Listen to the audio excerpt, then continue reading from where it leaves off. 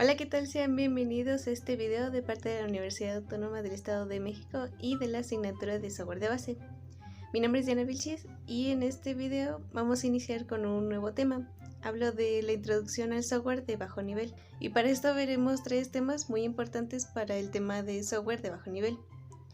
El primero son las interrupciones, el segundo son las llamadas a servicios del sistema y por último la diferencia entre compilador, ensamblador e intérprete. Para comenzar hablaremos de las interrupciones, también llamadas interrupt request o petición de interrupciones, las cuales son señales que recibe el procesador para una suspensión temporal, sea inesperada o programada, de la ejecución rutinaria de un conjunto de tareas o un programa, y después de finalizar regresa al punto donde se interrumpió el programa. Esta interrupción se debe a dos maneras, de las cuales me gustaría compartir más detalles al respecto. Pues en las interrupciones por software, que también se les conoce como llamadas al sistema, se deben por ejemplo a un evento ocurrido en algún controlador de un hardware y pues tienen más prioridad que las interrupciones por hardware. Este tipo de interrupciones se clasifican en dos categorías: las interrupciones del sistema, en el cual surgen sucesos en el DOS y en el BIOS, y las interrupciones del usuario, en el cual el usuario decide dónde y cuándo se van a realizar las interrupciones. Normalmente son para entrada y salida. También existen las interrupciones por hardware, por la cantidad de solicitudes de recursos del sistema por parte del hardware. Son inesperadas ya que pueden ocurrir en cualquier momento debido a los dispositivos ajenos al procesador. Por ejemplo, al presionar una tecla con el teclado, al conectar un dispositivo al puerto serie o USB o unidades ópticas. Y de igual manera tenemos dos subclasificaciones: las interrupciones internas, que surgen durante la ejecución de un programa, y ya que como las maneja el hardware no es posible modificarlas, y las interrupciones externas, que son provocadas por dispositivos periféricos, como mencionábamos anteriormente. Y pues este tipo de interrupciones se pueden controlar de mejor manera, pero son inevitables. Y dentro de esta última clasificación encontramos las enmascarables, es decir, aquellas en las que el usuario puede elegir que se haga o no la interrupción. Normalmente son relacionadas a periféricos. Y las no enmascarables, que no dan previo aviso a la interrupción y suspenden la rutina del programa, ya que tienen más prioridad. Y como dato curioso, estas interrupciones se analizan después de la etapa de execute en el ciclo de operación básico del procesador, del que hablamos el video anterior.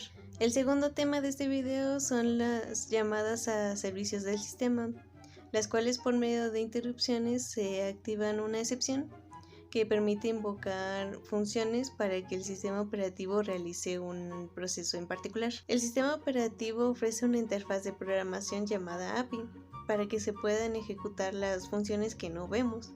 En cambio, solo damos la instrucción y ya solo vemos los resultados. En cuanto a las categorías de llamadas a servicios del sistema, se encuentran comunicaciones para crear, enviar, recibir mensajes, transferir información de estado y eliminar una conexión. El control de proceso, que consta de crear, ejecutar, terminar o abortar un proceso, así como obtener o establecer atributos.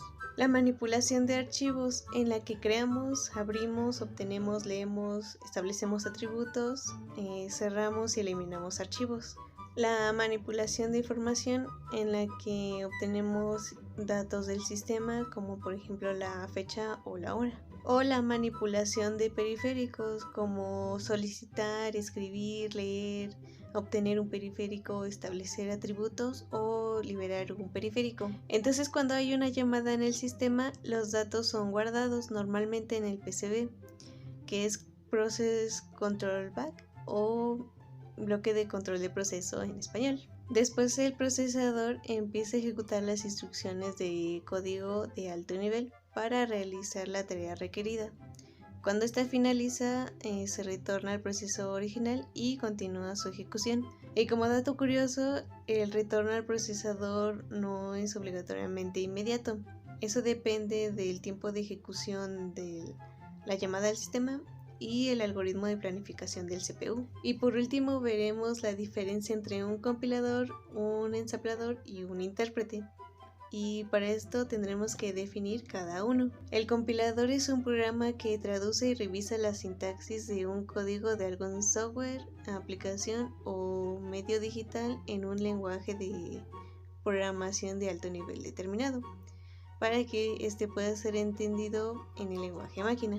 Este compilador se divide en dos partes: el frontend, que es en la que interactúa el usuario, y como mencionábamos, hace el análisis del código a compilar y verifica que sea válido, y la parte del backend, que hace el código en lenguaje máquina a partir de la chamba del frontend. El ensamblador es un tipo de lenguaje que puede ser entendible tanto para la computadora como para nosotros como humanos, pero con un poco más de dificultad que con un lenguaje de alto nivel.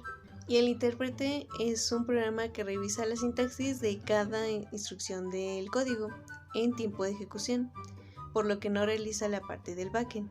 Es decir, el intérprete no pasa el código en lenguaje máquina. Se podría decir que es la primera parte por la que pasa el código, para que de ahí lo pase al compilador y este ya las traduzca al lenguaje máquina. Y por lo tanto podemos concluir que la diferencia principal radica en la etapa de cada uno para que se pueda ejecutar el código de un software.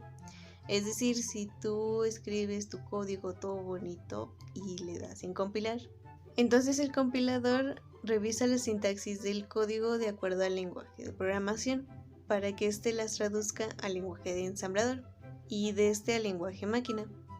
Y después cada instrucción de tu código sea revisada por el intérprete para irla ejecutando conforme se ejecuta tu programa. Y en caso de realizar tu código en lenguaje ensamblador, se realiza un proceso más ligero, por así decirlo, para ejecutarlo, porque la computadora entiende en parte este lenguaje, ya que pasa del lenguaje ensamblador al lenguaje máquina directamente.